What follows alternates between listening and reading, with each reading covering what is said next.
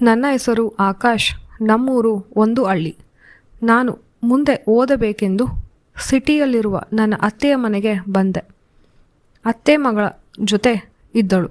ಮಾವ ಕೆಲಸದ ಮೇಲೆ ಊರೂರು ಸುತ್ತುತ್ತಿದ್ದರು. ಅತ್ತೆ ತುಂಬ ಒಳ್ಳೆಯವರು. ಚಿಕ್ಕ ವಯಸ್ಸಿನಿಂದ ನನ್ನನ್ನು ಚೆನ್ನಾಗಿ ನೋಡಿಕೊಂಡಿದ್ದಾರೆ. ಅವರ ಮಗಳು ಅಮ್ಮು. ನನಗೂ ಅವಳಿಗೂ 3 ವರ್ಷ ವ್ಯತ್ಯಾಸ ಅಷ್ಟೆ. ಸಣ್ಣ ವಯಸ್ಸಿನಿಂದಲೂ ಇಬ್ಬರು ಹೊಂದಿಕೊಂಡು ಚೆನ್ನಾಗಿ ಬೆಳೆದಿದ್ದೇವೆ. ಅತ್ತೆ ಮಗಳೆಂದು ನಾನು ಅವಳನ್ನು ತುಂಬ ಜೋಪಾನವಾಗಿ ಸಾಕಿದೆ. ಅವಳು ಅಷ್ಟೇ ನನ್ನನ್ನು ಫ್ರೆಂಡ್ ಥರ ಎಲ್ಲ ವಿಷಯವನ್ನು ಹೇಳಿ ನನಗೆ ಹತ್ತಿರವಾಗಿದ್ದಳು.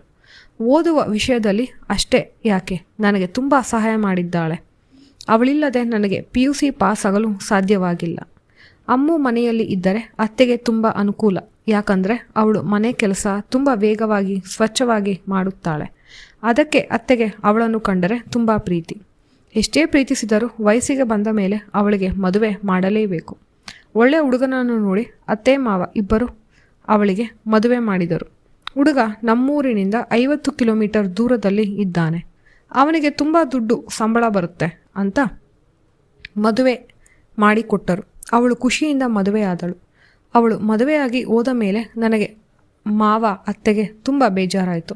ಅವಳಿಲ್ಲದೆ ಹೊತ್ತು ಕಳೆಯುವುದು ತುಂಬ ಕಷ್ಟ. ಅತ್ತೆ ಅನಾರೋಗ್ಯಕ್ಕೆ ಒಳಗಾದರು. ಯಾರೂ ನೋಡಿಕೊಳ್ಳಲು ಇಲ್ಲದಂತೆ ಆಯಿತು.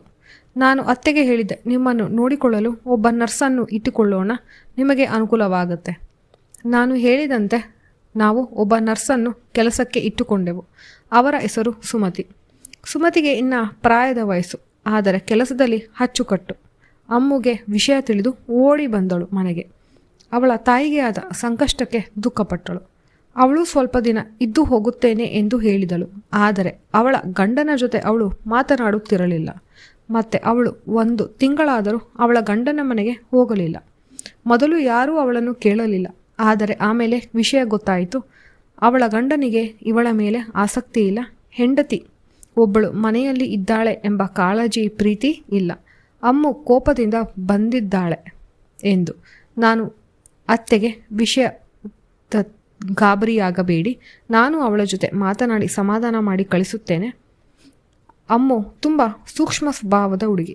ನಾನು ಅವಳನ್ನು ಕೇಳಿದೆ, ನೀನು ವಾಪಸ್ ಹೋಗು ಎಂದು. ಆದರೆ ಅವಳು ಒಪ್ಪಲಿಲ್ಲ. ನಿನಗೆ ನನ್ನ ಕಷ್ಟ ಗೊತ್ತಿಲ್ಲ, ಸುಮ್ಮನೆ ಇರು ಎಂದು ನನಗೆ ಗದರಿದಳು. ನಾನು ಅವಳಿಗೆ ಹೆಚ್ಚೇನು ಬಲವಂತ ಮಾಡಲಿಲ್ಲ. ನಾನು ನನ್ನ ಕೆಲಸ ಓದಿನಲ್ಲಿ ತೊಡಗಿದೆ. ನಾನು ಹೊಸ ಕಾಲೇಜು ಸೇರಿದ್ದರಿಂದ ಅಲ್ಲಿ ನನಗೆ ಹೊಸ ಸ್ನೇಹಿತರು ಪರಿಚಯವಾದರು. ಅವರು ನನಗೆ ಯಾವಾಗಲೂ ನಿನಗೇನು ಗೊತ್ತಿಲ್ಲ ಎಂದು ಹೇಳುತ್ತಿದ್ದರು. ನಾನು ಅದಕ್ಕೆ ವಿಡಿಯೋ ನೋಡಿ ತಿಳಿದುಕೊಳ್ಳೋಣ ಎಂದು ಆ ವಿಡಿಯೋಗಳನ್ನು ಮನೆಗೆ ತಂದೆ.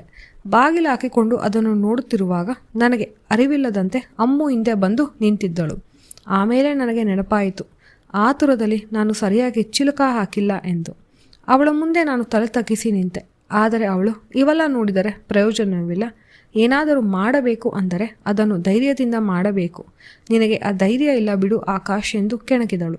ನಾನು ಅವಳಿಗೆ ಹೆಚ್ಚಾಗಿ ಹೇಳಲಿಲ್ಲ. ಆದರೆ ಅವತ್ತಿನಿಂದ ನನಗೆ ಮನಸ್ಸಿನಲ್ಲಿ ಅವಳಿಗೆ ನನ್ನ ತಾಕತ್ತು ತೋರಿಸಬೇಕೆಂದು ಮನಸ್ಸು ಹಾತೊರೆಯುತ್ತಿತ್ತು. ಅಂದಿನಿಂದ ನಾನು ಅವಳನ್ನು ಸೂಕ್ಷ್ಮವಾಗಿ ಗಮನಿಸಲು ಶುರು ಮಾಡಿದೆ. ಆವಾಗ ನನಗೆ ಅರ್ಥವಾಯಿತು, ಎಲ್ಲೋ ಇರುವ ಸೌಂದರ್ಯವನ್ನು ಹುಡುಕಿದೆ. ಆದರೆ ನನ್ನ ಮನೆಯಲ್ಲೇ ಸೌಂದರ್ಯ ರಾಶಿ ಇದೆ. ಅವಳನ್ನು ನಾನು ಮರೆತು ಬಿಟ್ಟಿದ್ದೆ. ಅಂದಿನಿಂದ ನನಗೆ ಅವಳ ಸೌಂದರ್ಯವನ್ನು ಸವಿಯುವುದೇ ಒಂದು ಕೆಲಸವಾಯಿತು. ನಾನು ಅನೇಕ ಬಾರಿ ಅವಳನ್ನು ನನ್ನತ್ತ ಸೆಳೆಯಲು ಪ್ರಯತ್ನಿಸಿದೆ.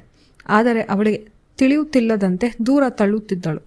ಒಂದು ಬಾರಿ ಡಾಕ್ಟರ್ ಹತ್ರ ಹೋದಾಗ ಮನೆಯಲ್ಲಿ ಯಾರೂ ಇಲ್ಲದನ್ನು ಗಮನಿಸಿ, ಅಮ್ಮು ನನ್ನನ್ನು ತುಂಬ ಅಳಿಸಿದೀಯಾ, ಅಳಿಸಿದೀಯಾ, ಇವತ್ತು ನಾನು ನಿನಗೆ ನನ್ನ ತಾಕತ್ತಿನ ಪರಿಚಯ ಮಾಡಿಕೊಡಲೇಬೇಕು. ಅಮ್ಮು ಒಳಗಡೆ ಆಸೆ ಇದ್ದರೂ ಅವಳು ತೋರಿಸಿಕೊಳ್ಳಲಿಲ್ಲ. ಇವತ್ತು ನಾನು ನೋಡುತ್ತೇನೆ ನೀನು ಎಷ್ಟು ಶಕ್ತಿಶಾಲಿ ಎಂದು. ನಾನು ಅವಳಿಗೆ ನನ್ನ ಕಟ್ಟುಮಸ್ತಾದ ಬಲಶಾಲಿ ಶರೀರವನ್ನು ಅವಳಿಗೆ ಅರ್ಧ ಗಂಟೆ ಆದ ಮೇಲೆ ತಿಳಿಯಿತು ನನ್ನ ಶಕ್ತಿ ಏನೆಂದು. ನಾನು ಎಂದೂ ಇಂಥ ಶಕ್ತಿಯನ್ನು ಅನುಭವಿಸಿಲ್ಲ. ಇಂದು ನನಗೆ ಹೊಸ ಪರಿಚಯವಾಗಿದೆ. ನನಗೆ ತುಂಬ ಖುಷಿಯಾಗಿದೆ. ನಾನು ಇಂಥ ದಿನಕ್ಕಾಗಿ ತುಂಬ ಕಾಯ್ತಾ ಇದ್ದೆ. ನನ್ನ ಗಂಡನೂ ಹೀಗೆ ಇದ್ದರೆ ಎಷ್ಟು ಚಂದ. ಅದಕ್ಕೇನಂತೆ, ನಿನ್ನ ಗಂಡನಿಗೂ ನಾನೇ ಹೇಳಿಕೊಡುತ್ತೇನೆ. ಸದ್ಯಕ್ಕೆ ನೀನು ಇಲ್ಲಿ ಇರುವವರೆಗೂ ನಾನು ನಿನಗೆ ಇದರ ರುಚಿಯನ್ನು ಕೊಡುತ್ತೇನೆ. ನೀನು ನಿನ್ನ ಗಂಡನಿಗೆ ಹೇಳಿಕೊಡು. ಅಮ್ಮು ಖುಷಿಯಲ್ಲಿ ತೇಲಾಡಿ ಸಂತೋಷವಾಗಿದ್ದಳು. ಆದರೆ ಅವಳ ಗಂಡ ಅವಳ ಹತ್ತಿರ ಬಂದು ಕ್ಷಮೆಯನ್ನು ಕೇಳಿ ಅವಳನ್ನು ಬೇಗ ತನ್ನ ಮನೆಗೆ ಕರೆದುಕೊಂಡು ಹೋದ. ನನಗೆ ಇದರಿಂದ ತುಂಬ ಬೇಜಾರವಾಯಿತು. ಅಮ್ಮೋ ಮನೆಯಲ್ಲಿ ಇದ್ದರೆ ಒಳ್ಳೆಯ ಕಳೆ, ಖುಷಿ, ಸಂತೋಷ ಎಲ್ಲ ಇರುತ್ತೆ. ಅವಳು ಇಲ್ಲದೆ ಬೇಜಾರಾಗಿ ಇದ್ದುದನ್ನು ನರಸಮ್ಮ ಗಮನಿಸಿದಳು. ನಿಮಗೆ ಅಮ್ಮೂ ಇಲ್ಲ ಅಂತ ಬೇಜಾರಾಗ್ತಿದೆ ಅಲ್ಲ, ನಾನು ನಿಮ್ಮ ಅಮ್ಮೂ ಥರ ನೋಡ್ಕೋತೀನಿ. ನರಸಮ್ಮ ತನಗೆ ತಿಳಿದ ಎಲ್ಲ ಟ್ರೀಟ್ಮೆಂಟನ್ನು ನನಗೆ ಕೊಟ್ಟಳು.